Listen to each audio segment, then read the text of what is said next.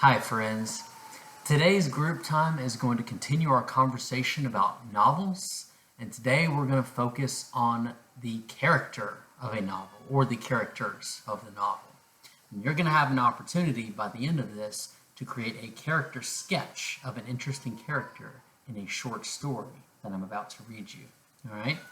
So, whenever you think about writing a story or what authors may do when they write their stories, one of the things you have to think about is how do you make a character?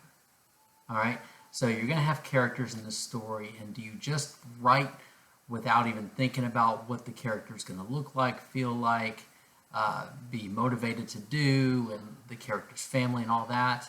Well, the authors come up with these character sketches, and that's how they decide what is going to go in their novel, depending on what the character would do. We're going to do that today together.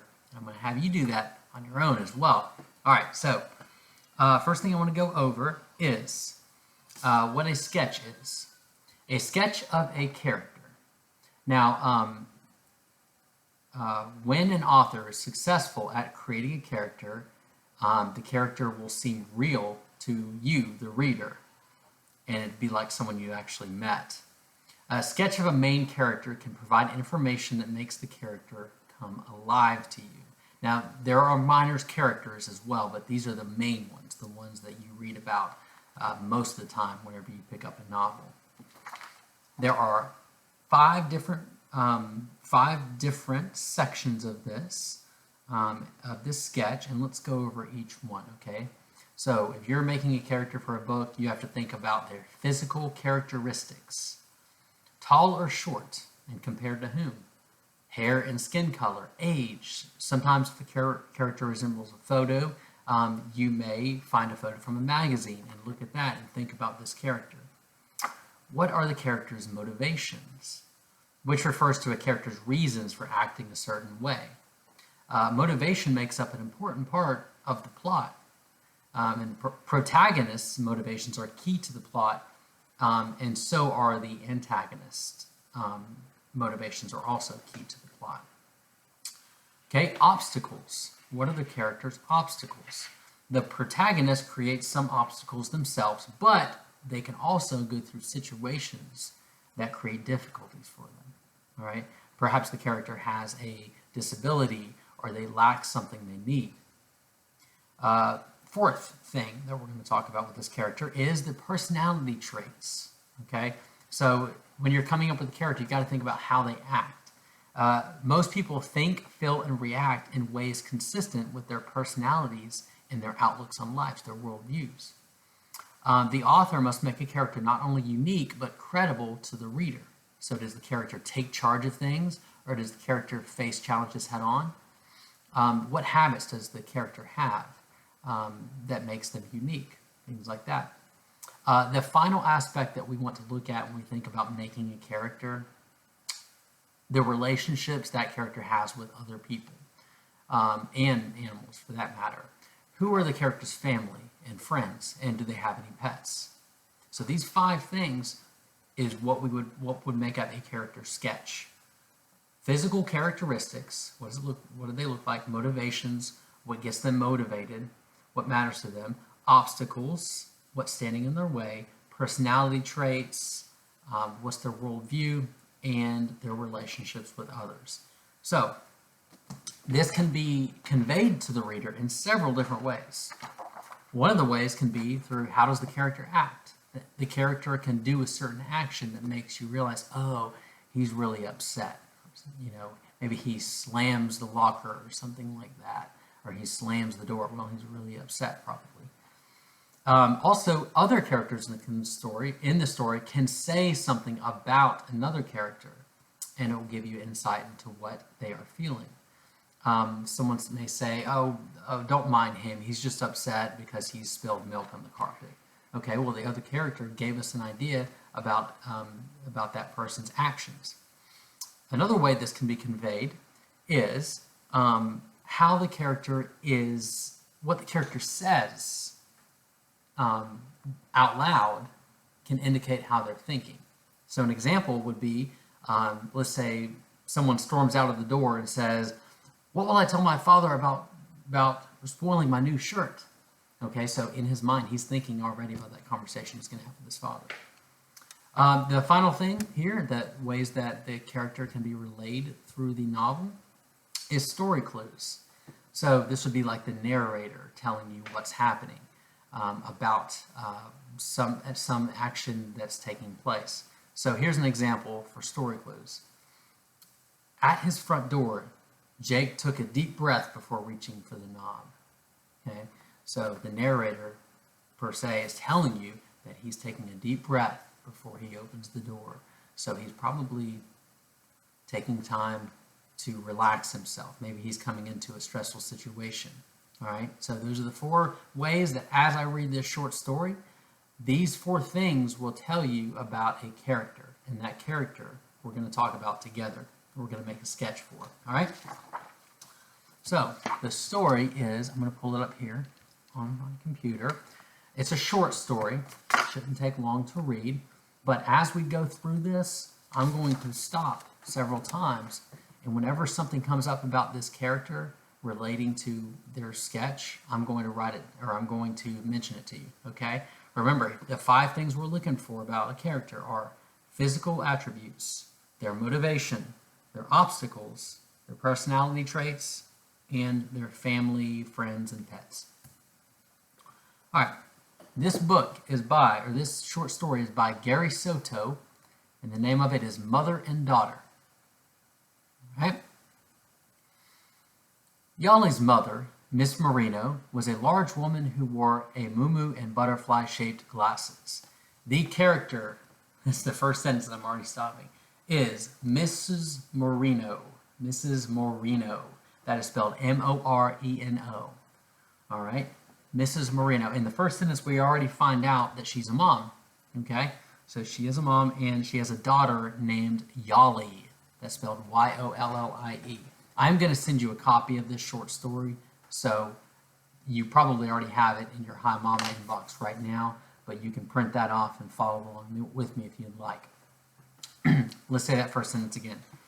Yoli's mother, Mrs. Marino, was a large woman who wore a muumuu and butterfly-shaped glasses. We already know what she looks like. She's a large woman, she's wearing butterfly-shaped glasses, and she's wearing a muumuu, which is a bright-colored dress, much like you would see in Hawaii. So think about a Hawaiian brightly colored dress. And she's got butterfly-shaped glasses. So if you can picture that, that's what she looks like. She liked to water her lawn in the evening and wave at lowriders, who would stare at her behind their smoky sunglasses and laugh. Now and then, a lowrider from Belmont Avenue would make his car jump and shout, "Mamacita!" But most of the time, they just stared and wondered how she got so large.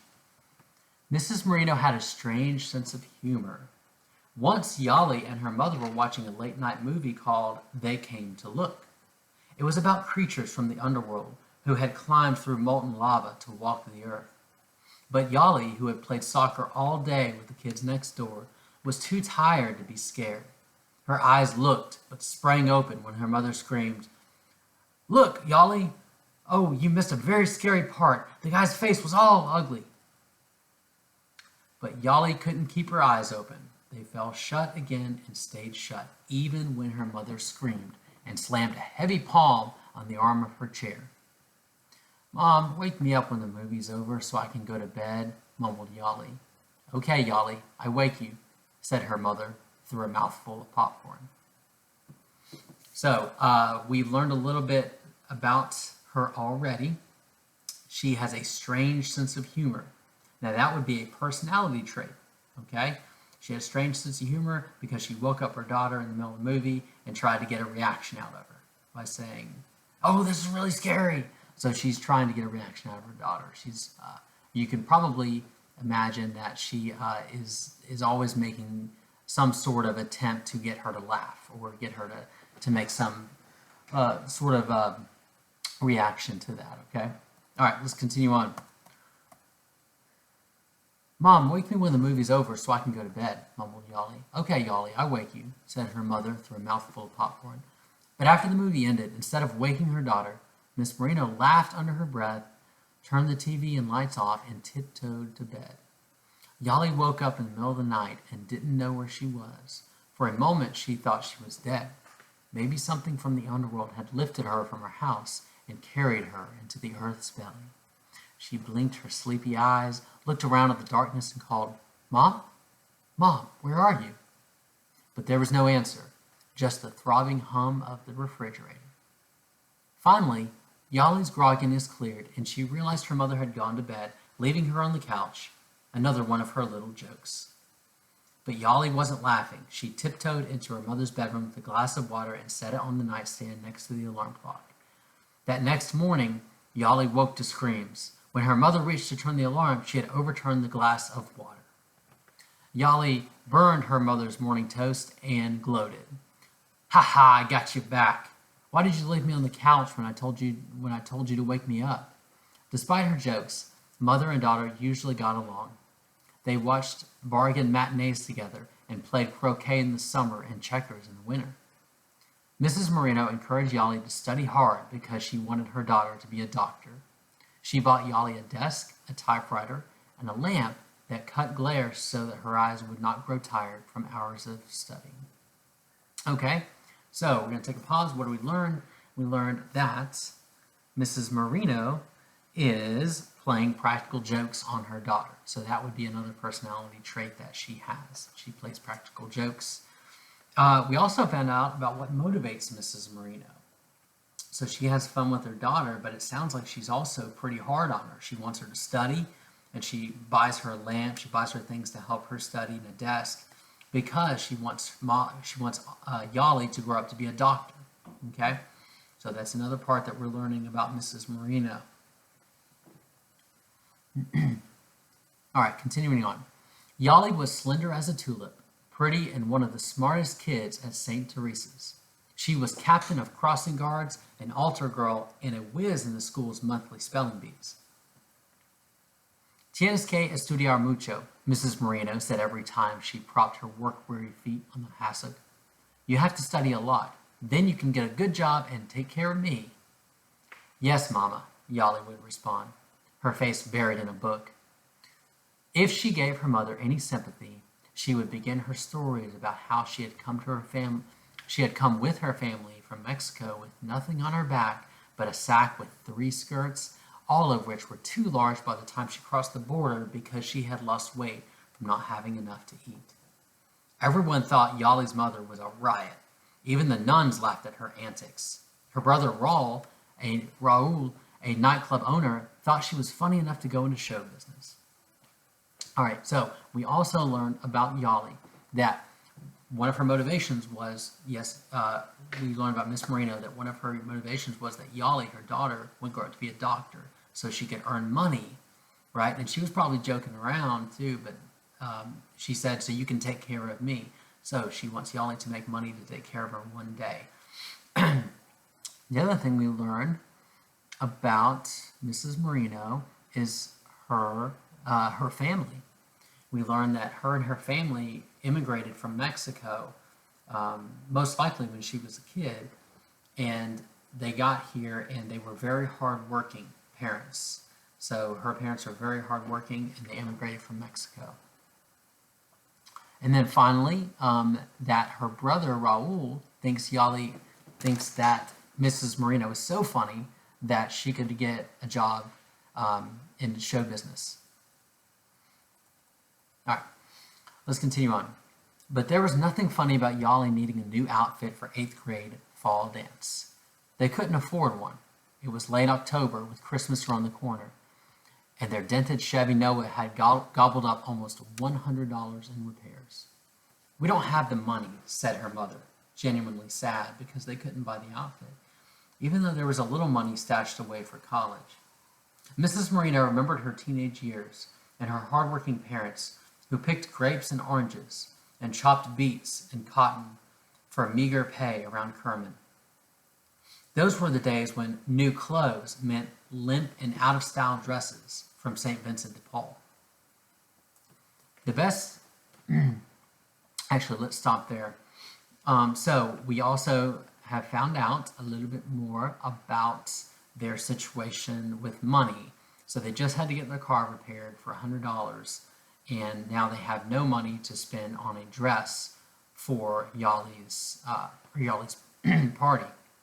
So the other thing that we have learned from this is a little bit more about our parents. Mrs. Marino's parents picked grapes and oranges and chopped beets and cotton for meager pay around Kermit. So they didn't have a lot of money. They weren't able to buy her new clothes. So Mrs. Marino wasn't able to have new clothes growing up because they came from a poor family. So we can also put down for family, friends, and pets. The best Mrs. Marino could do was to buy Yoli a pair of black shoes with velvet bows and fabric dye to color her white summer dress black. "We can color your dress so it'll look brand new," her mother said brightly, shaking the bottle of dye as she ran hot water into a plastic dish tub. She poured the black liquid into the tub and started with a pencil. Then, slowly and carefully, she lowered the dress into the tub. Yoli couldn't stand to watch. She knew it wouldn't work. It would be like the time her mother stirred up a batch of molasses for candy apples on Yoli's birthday. She dipped the apples into the goo and swirled them, and it seemed to taunt Yoli by singing Las Mananitas to her. When she was through, she set the apples on wax paper. They were hard as rocks and hurt the kids' teeth. Finally, they had a contest to see who could break the apples open by throwing them against the side of the house. The apples shattered like grenades, sending the kids scurrying for cover. And in an odd way, the birthday party turned out to be a success. At least everyone went home happy. To Yoli's surprise, the dress came out shiny black. It looked brand new and sophisticated, like what people in New York wear. She beamed at her mother, who hugged Yoli and said, "See, what did I tell you?" The dance was important to Yoli because she was in love with Ernie Castillo, the third best speller in the class. She bathed, dressed, did her hair and nails, and primped until her mother yelled, "All right already." Yoli sprayed her neck and wrists with Miss Marino's Avon perfume and bounced into the car. Mrs. Marino let Yoli out in front of the school. She waved and told her to have a good time but behave yourself, then roared off, blue smoke trailing from the tailpipe of the old Nova. Yoli, hold on. There it is, okay. Yoli ran into her best friend Janice. They didn't say it, but they thought the other was the most beautiful girl at the dance. The boys would fall all over themselves asking them to dance. The evening was warm but thick with clouds. Gusts of wind picked up the paper lanterns hanging in the trees and swung them, blurring the night with reds and yellows. The lanterns made the evening seem romantic, like a scene from a movie. Everyone danced, sipped punch, and stood in knots of threes and fours, talking. Sister Kelly got up and jitterbugged with some kid's father. When the record ended, students broke into applause. Janice had her eye on Frankie Ledesma, and Yoli, who kept smoothing her dress down when the wind picked up, had her eye on Ernie. It turned out that Ernie had his mind on Yoli, too. He had a handful of cookies nervously and asked her for a dance. "Sure," she said, nearly throwing herself into his arms. They danced 2 fast ones before they got to a slow one.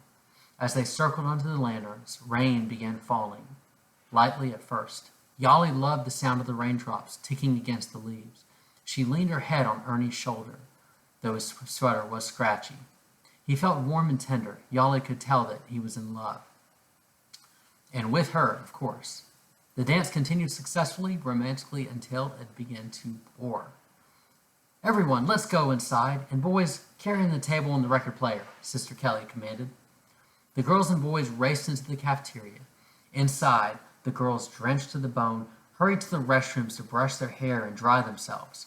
One girl cried because her velvet dress was ruined. Yoli felt sorry for her and helped her dry the dress with paper towels, but it was no use. The dress was ruined. Yoli went to a mirror. She looked a little gray now that her mother's makeup had washed away, but not as bad as some of the other girls. She combed her damp hair, careful not to pull too hard. She couldn't wait to get back to Ernie. Yoli bent over to pick up a bobby pin, and shame spread across her face. A black puddle was forming at her feet. Drip, black drip. Drip, black drip. The dye was falling from her dress like black tears. Yoli stood up. Her dress was now the color of ash. She looked around the room. The other girls, unaware of Yoli's problem, were busy grooming themselves. What could she do? Everyone would laugh. They would know she dyed an old dress because she couldn't afford a new one. She hurried from the restroom with her head down, across the cafeteria floor and out the door. She raced through the storm, crying as the rain mixed with her tears, and ran into a twig-choked gutter. When she arrived home, her mother was on the couch eating cookies and watching TV. "How was the dance, Mija? Come watch the show with me. It's really good." Yoli stomped, head down, to the bedroom. She undressed and threw the dress on the floor. Her mother came into the room. "What's going on? What's all the racket, baby?" "The dress, it's cheap. It's no good." Yoli kicked the dress at the mother and watched it land in her hands. Mrs. Marino studied it closely but couldn't see what was wrong. "What's the matter? It's just a bit wet." "The dye came out, that's what." Mrs. Marino looked at her hands and saw the grayish dye puddling in the shadow lines of her palms. Poor baby, she thought, her brow darkening as she made a sad face. She wanted to tell her daughter how sorry she was, but she knew it wouldn't help. She walked back to the living room and cried. I'm going to take a brief pause. We're also finding out that one of the things that motivates Miss Moreno is that she wants to do things for her daughter. She wants to buy her daughter nice things and nice clothes, things that she couldn't have, but unfortunately she just doesn't have the money. And the money she does have, she spends on repairs for a car and practical things. So she's a very practically minded person. Okay, so another thing we did find out about her is she's very creative with the dress. So Miss Marino put together that dress with the dye and then also with the apples. She was also very creative with that. So what she doesn't have in money, she makes up for with her creativity. All right. The next morning, mother and daughter stayed away from each other. Yoli sat in her room turning the pages of an old 17 while her mother watched her plants with watered her plants with a Pepsi bottle. "Drink, my children," she said loud enough for Yoli to hear. She let the water slurp into pots of coleus and cacti. "Water is all you need. My daughter needs clothes, but I don't have no money." Yoli tossed her 17 magazine on her bed. She was embarrassed at last night's tirade. It wasn't her mother's fault that they were poor. When they sat down together for lunch, they felt awkward about the night before. But Mrs. Marino had made a fresh stack of tortillas and cooked up a pan of chili verde, and that broke the ice. She licked her thumb and smacked her lips. "You know what, honey? We got to figure out a way to make money," Yoli's mother said. "You and me. We don't have to be poor. Remember the Garcias? They made this stupid little tool that fixes cars. They moved away because they were rich, and that's why we don't see them anymore." "What can we make?" asked Yoli. She took another tortilla and tore it in half. "Maybe a screwdriver that works on both ends. Something like that." Their mother looked around the room for ideas, but then shrugged. "Let's forget it. It's better to get an education. If you get a good job and have spare time, maybe you can invent something." She rolled her tongue over her lips and cleared her throat. "The country fair hires people. We can get a job there. It'll be here next week." Yoli hated the idea. What would Ernie say if she saw her pitching hay at the cows? How could she go to school smelling like an armful of chickens? "No, they wouldn't hire us," she said. The phone rang. Yoli lurched from her chair to answer it, thinking it would be Janice wanting to know why she had left. But it was Ernie wondering the same thing. When he found out she wasn't mad at him, he asked if she would like to go see a movie. "I'll ask," Yanni said, smiling. She covered the phone with her hand and counted to 10. She uncovered the receiver and said, "My mom says it's okay. Where are we going? What are we going to see?" After Yoli hung up, her mother climbed grunting onto a chair to reach the top shelf in the hall closet. She wondered why she hadn't done it earlier. She reached behind a stack of towels and pushed her chubby hand into the cigar box where she had kept the secret stash of money. "I've been saving a little money every month," said Mrs. Marino. "For you, Mija." Her mother held up 5 20s, a blossom of green that smelled sweeter than flowers on that Saturday. They drove to Macy's and bought a blouse, shoes, and a skirt that would not bleed in rain or any other kind of weather. The end. All right, so through that story, here's what I had down of what we learned about Mrs. Marino. So this character sketch would probably be similar to the author, what he had down whenever he was sitting down to write this story. Mrs. Marino, her physical characteristics are she's large, she likes to wear muumuus, which are bright colored dresses they usually wear in Hawaii, and butterfly-shaped glasses. All right, so you can picture that. Her motivations. She wanted Yoli, her daughter, to become a doctor, make money. She didn't waste money. She spent money on what mattered most, like fixing the car. She wanted Yoli to be happy more than anything. The obstacles standing in Mrs. Marino's way were these. She wants to buy new clothes for Yoli, but she's very poor. She came from a poor family, and she's poor now. Her personality traits are these. She has a strange sense of humor, but she's very funny, could even be in show business. She plays practical jokes on her daughter. She's hardworking and she's creative. And finally, her family, friends, and pets. She has a daughter, Yoli, and she comes from a hardworking family who immigrated from Mexico. Okay? So, what you have to do now, what you're going to get a chance to do, this is an activity I'd like you to complete and bring with you whenever you come back to school in January. I've got this chart I'm going to send to you. It is collecting information about a character, and it's going to have those 5 things that we just talked about. Physical characteristics, motivations, obstacles, personality traits, and relationships. I want you to go through, and I'm going to send you this story. I want you to read this story again, except this time, instead of making a character sketch of Miss Marino like we did, you're going to make one for her daughter, Yoli. Okay? So I'm going to send you this sheet, which you can make a copy of, or if you don't have a copier, you can just write down these physical characteristics, you know, like I did here, and then tell me about each 5 of those things, okay? And then I'm also going to send you the short story with which you can read again, all right? So that's going to be your activity, but that is how you make a simple sketch of a character from a short story. Now, that being a short story, pretty easy. If you have a long novel, then the best thing for you to do is to take notes as you're going through your novel. If you find something important about a character, go ahead and jot down the page number and tell us, and write down, something about that character, because those are going to be things you may forget. All right, so in a short story, we can do it here, but in a longer novel, you may have to jot down the page numbers of that kind of stuff. That is all I have for today. I will send that to you, and I hope you guys have a great rest of your day.